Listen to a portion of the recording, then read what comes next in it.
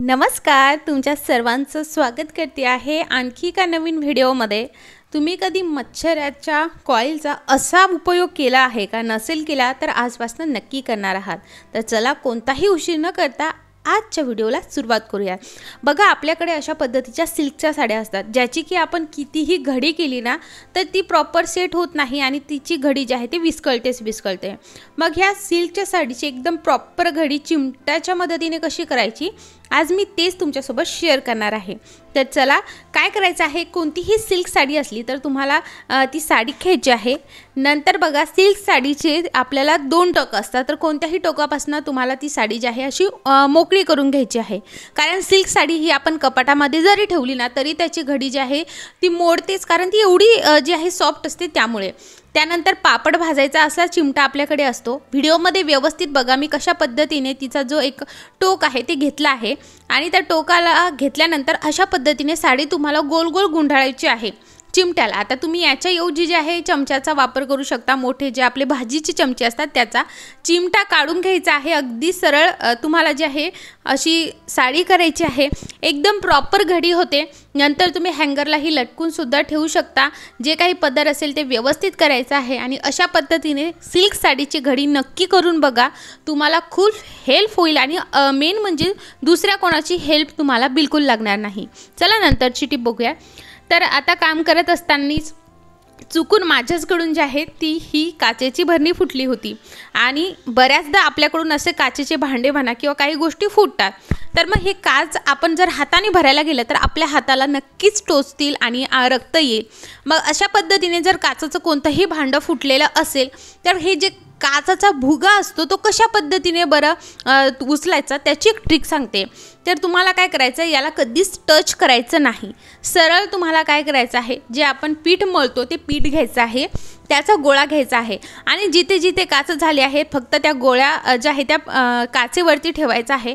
जे काही काचेचे असतील छोटे छोटे तुकडे ते सगळे त्या पिठाला चिटकतील आणि हा गोळा तुम्हाला सरळ फेकून द्यायचा आहे। ही ट्रिक नक्की फॉलो करा, बारीक बारीक अगदी काचेचे तुकडे सुद्धा निघून जातात। तुम्ही बघू शकता अगदी भुगा झालेला होता, तो भुगा अगदी पूर्ण जो आहे तो त्या गोळ्याला लागलेला आहे, म्हणजे जो पिठाचा गोळा घेतला होता त्याला नंतर तो फेकून दिलेला आहे। चला नंतरची ट्रिक बघूयात। बऱ्याचदा असं होतं की आपल्या घरामध्ये ना भरपूर असे भांडे असतात की तो आपण घासले ना तरी त्याचा चिकटपणा बघावा तसा जात नाही। मग त्यासाठी मी तुम्हाला एक सोल्युशन सांगते। काय करायचं, व्हिनेगर घ्यायचं। साधारणतः मी इकडे अंदाजेच घेते आहे, भांडे जेवढे असतील त्यानुसार तुम्ही इकडे घेऊ शकता। आता मी माझं प्रमाण सांगते। मी 2 चमचे व्हिनेगर घेतलेला आहे, त्यामध्ये डिशवॉश लिक्विड टाकलेलं आहे। डिशवॉश लिक्विड नसेल वॉशिंग पावडरचा वापर करा। त्यानंतर घ्यायचा आहे कोकोकोलाचं प्रमाण व्हिनेगरपेक्षा डबल ते ट्रिपल असलं पाहिजे। म्हणजे मी 2 चमचे घेतले तर इथे साधारणतः 4 चमचे आपल्याला कोकोकोला घ्यायचा आहे। प्रमाण अजून थोडंसं जास्त करू शकता। त्यानंतर यामध्ये घातलेलं आहे मी 1 चमचा मीठ आणि हे सोल्युशन तयार झालेलं आहे। आता हे सोल्युशन जे आहे ते काय करतं, जर तुमचे भांडे भरपूर जे आहे ते बऱ्याचदा असं होतं आपण काही बनवलं तर जळून जाते, बरोबर। तर भांडे जर जळालेले असेल तर ते जळालेले भांडे निघण्यासुद्धा हे सोल्युशन एकदम कारबाज आहे। त्याचबरोबर भांड्यांवरती जर चिकटपणा आलेला असेल तर तो चिकटपणा घालवण्यासाठी सुद्धा हे सोल्युशन एकदम कारबाज आहे। आता याचा वेगवेगळ्या पद्धतीने आपण क्लिनिंगसाठी सुद्धा वापर करू शकतो। आता बघा, इकडे मी तुम्हाला भांडे सुद्धा घासून दाखवते। त्याचबरोबर हे सोल्युशन तुम्ही टॉयलेटमध्ये टाकून टॉयलेट सुद्धा क्लीन करू शकता, बेसिन सुद्धा क्लीन करू शकता। एकदम ऑल इन वन सोल्युशन आहे, एकदाच भरपूर तुम्ही जे आहे बनवून ठेवू शकता। तर बघा, मी त्या सोल्युशनने भांडे घासलेले आहेत आणि भांड्यांचा चिकटपणा जातो आणि एकदम चकचकीत असे भांडे चमकायला लागतात। तुम्हाला रिझल्ट इकडे दिसतोय, तुम्ही बघू शकता अगदी भांडे चमकायला लागले, लाईटचं रिफ्लेक्शन त्यामध्ये होतंय। त्यामुळे नक्की ट्राय करा। भरपूर जर किचनची क्लिनिंग करत असाल, भांडे सगळे काढले असेल तर हे सोल्युशन नक्की ट्राय करा। आता बघा, बऱ्याचदा आपल्या घरामध्ये अशा पद्धतीने छोटे वायपर असतात आणि हे काय होतं, खराब झाले तर आपण फेकून देतो किंवा खराब जरी नसेल झाला तर वायपरचा आपण वेगळ्या पद्धतीने सुद्धा वापर करू शकतो, तोही साफसफाईसाठी। तो म्हणजे कसा, आपल्या घरामध्ये बघा जुने सॉक्स असतातच असतात, तर ह्या जुन्या सॉक्सांना फेकून न देता म्हणजेच तुम्ही त्याचा खूप छान पद्धतीने वापर करू शकता। तर तुम्हाला हे सॉक्स जो आहे तो यामध्ये घालून घ्यायचा आहे। हा कापून सुद्धा घेऊ शकता एक्स्ट्राचा पार्ट, पण मला नाही कापायचा आहे. आपण हा वेगवेगळ्या पद्धतीने यूज करणार आहोत.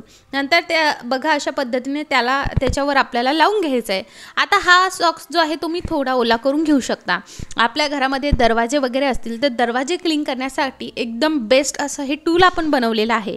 आता हे थोडंसं ओलं केलं किंवा मग तुम्ही स्प्रे बॉटलमध्ये पाण्याचा स्प्रे करून जरी हे पुसलं तर दरवाजे अगदी त्यावरची जी धूळ आहे ती व्यवस्थित निघते. तुम्ही बघू शकता रिझल्ट तुमच्या समोर आहे. आता घरातले दरवाजेच नाही तर कानाकोपऱ्यामध्ये बऱ्याचदा असं होतं की आपला हात जात नाही, त्यामुळे तुम्ही वायपरचा नक्की प्रयोग करून बघा. त्याचबरोबर आपले जे बाथरूमच्या टाईल्स असतात त्या क्लीन करण्यासाठी सुद्धा याचा वापर खूप छान पद्धतीने होऊ शकतो. त्याचबरोबर किचनच्या ज्या काही टाईल्स आहेत त्या क्लीन करण्यासाठी सुद्धा तुम्ही याचा वापर करू शकता. आय होप वायपरचा आणि जुन्या सॉक्सचा हा वापर तुम्हाला भरपूर आवडेल आणि खूप बेटर रिझल्ट देतो. तुम्ही बघू शकता जी काही सगळी धूळ आहे ना ती पूर्ण सॉक्सला लागते आणि नंतर हा सॉक्स तुम्ही वॉश करून पुन्हा त्याचा रियूज क्लिनिकसाठी करू शकता. चला नंतरची ट्रिक बघूया. आपल्याकडे अशा पद्धतीचे खोके असतात आणि हे खोके आपण फेकून देतो, पण फेकण्याआधी हा व्हिडिओ नक्की बघा आणि याचा रियूज नक्की करा.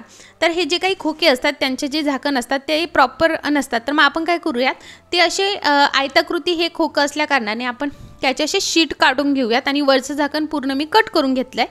आता बघा एक आयताकृती आकाराचा हा एक आपण म्हणू शकतो एक खोकं तयार झाले आणि हे मी बाकीचे उभ्या आकाराचे जे आहे त्याचं कापून घेतलेलं आहे.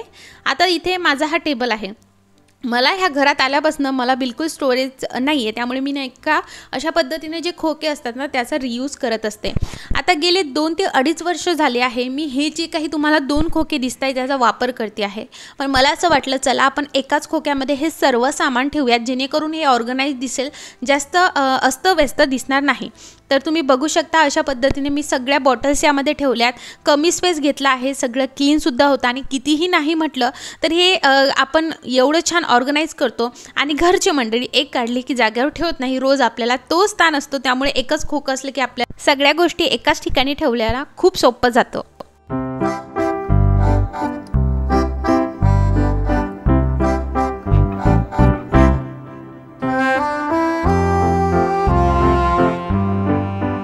आता आपण स्टोरेज म्हणून खोक्याचा तर वापर केला, पण त्याचं जे काही झाकण होतं तेही आपण त्याचे तुकडे करून घेतलेले आहेत बघा उभ्या आकाराचे. आता आपल्या घरी अशा पद्धतीचे बघा काही फर्निचर असतं आणि त्यामध्ये असे स्टोरेज असतात, तर याचा वेगवेगळ्या रकाना म्हणून आपण पार्टिशन कशा पद्धतीने करू शकतो त्यासाठी याचा वापर आपण नक्कीच करू शकतो. आता बघा याला तुम्ही वॉलपेपर म्हणा किंवा एखादं गिफ्ट कार्ड जो हे गिफ्ट पेपर असेल, रॅपिंग पेपर असेल त्याने तुम्ही याला जे आहे डेकोरेट करू शकता, म्हणजे याला अजून छान दिसेल. पण मला अगदीच याची काही गरज वाटली नाही आणि पार्टिशन म्हणून याचा खूप व्यवस्थित असा रियूज होतो. त्यामुळे खोके जर घरी असेल तर नक्की एकदा फेकण्याआधी विचार करा. व्हिडिओज बघा, तुम्हाला भरपूरशा आयडियाज नक्की मिळतील. तुम्ही बघू शकता किती ऑर्गनाइज आणि हे सगळ्या गोष्टी व्यवस्थित यामध्ये बसल्या आहेत.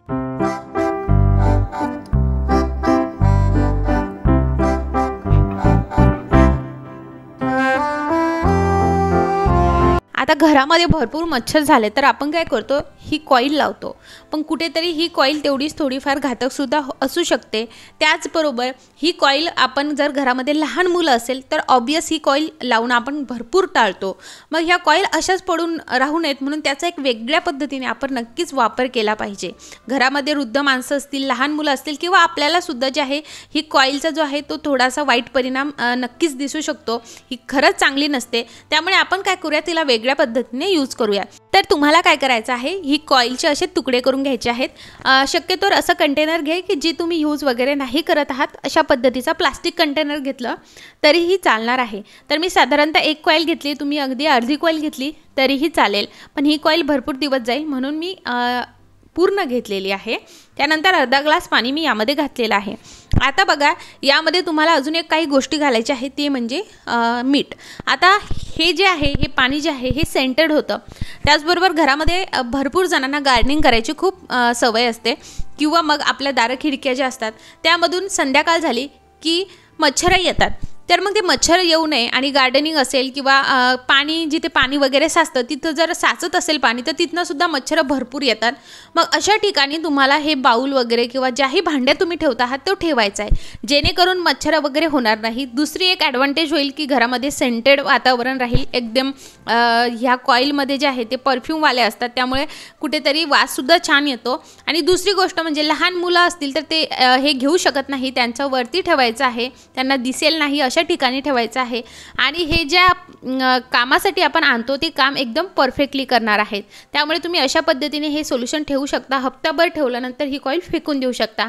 नक्की अशा पद्धतीने ट्राय करा, घरा मच्छर वगैरे येणार नाही। खिडक्यामध्ये दरवाजामध्ये तुम्ही हे नक्की ठेवू शकता। फक्त एक टिप देईल की लहान मुलांपासून तुम्हाला हे दूर ठेवायचं आहे, म्हणजे त्यांना हे दिसता कामा नये। सो तुम्हाला कशी वाटली ही कॉईलची आयडिया?